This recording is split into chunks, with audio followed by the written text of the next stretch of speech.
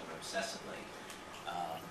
You know, nobody, I'm like one of the 5 people in the country who are playing it, but I think it's awesome. I'm playing a ton of it. I'm playing a lot of games a lot. As I said, I played Fallout 3 to the end.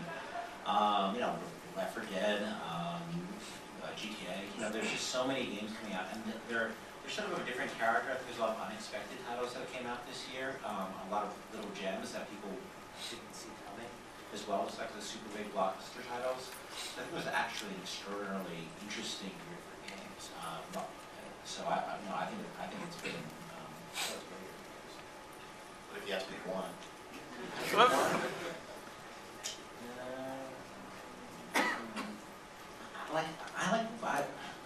Honestly, I can't say Fallout 3.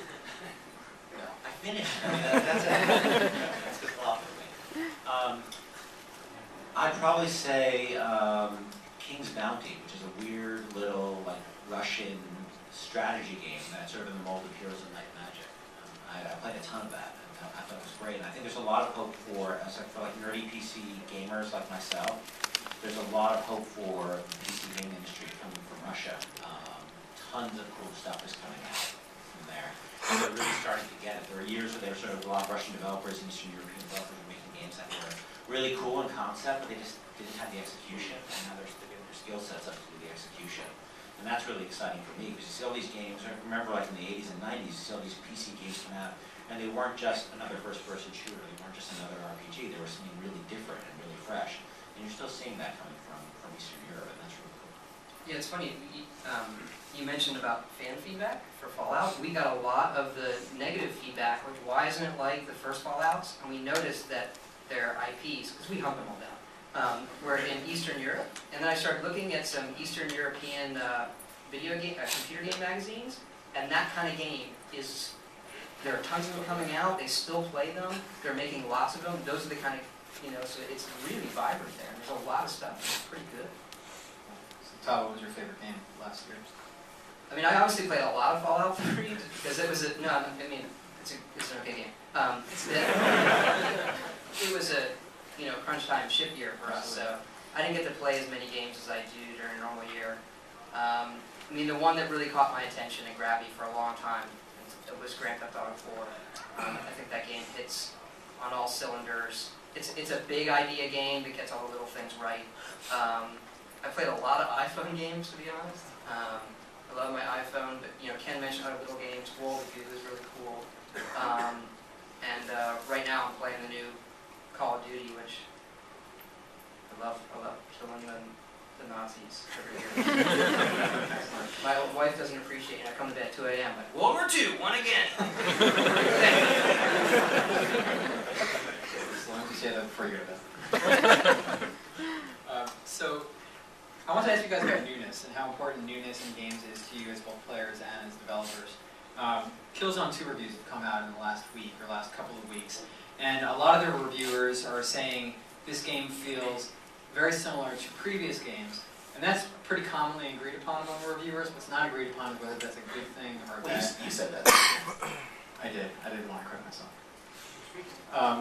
So a lot of people are split over whether it's a good thing or a bad thing that a game doesn't feel all that new, that it feels like it's perfecting what has come before rather than break out with some strange and crazy new innovation. As developers and as gamers, how important is newness in games for you guys?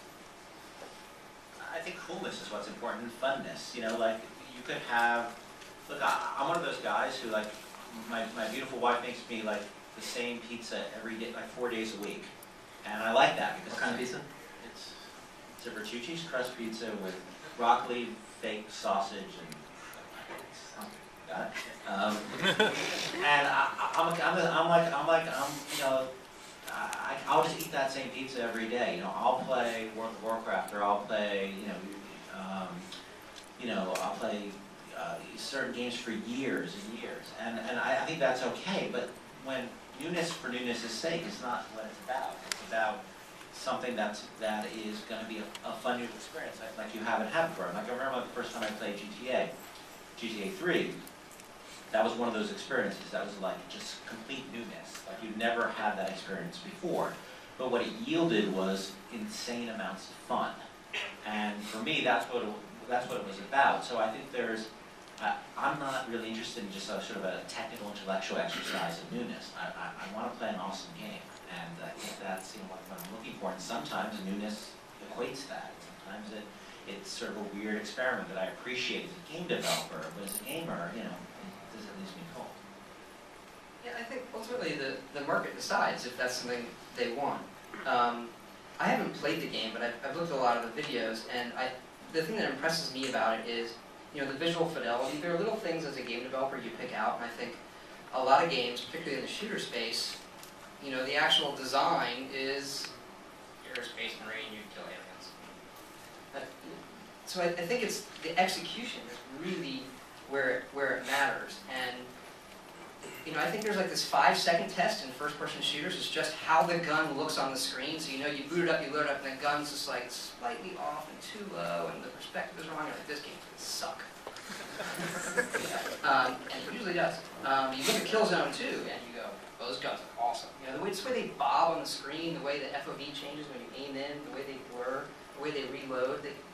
From what I've seen, they get all the little things right. So it excites me. So it sounds to me like neither of you would say, if you played a game and it didn't feel brand new to you, it didn't feel like it was full of innovation, that wouldn't necessarily be a bad thing to you guys, because there are other values and qualities.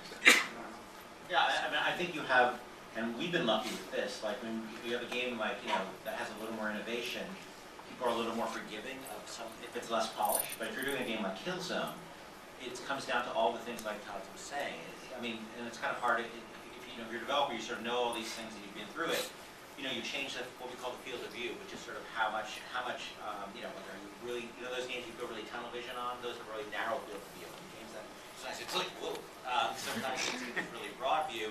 It's almost like it's almost too much, and everything gets really weirdly shaped.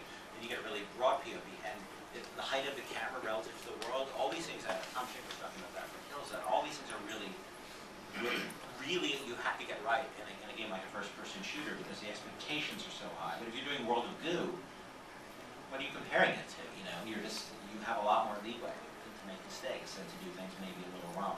Here's a development trick. You play a game where the FOV is really, really tight. That means they couldn't get it to run fast enough, and then they have to ship, and then you bring it in, you're drawing less. And then it runs fast. You ship.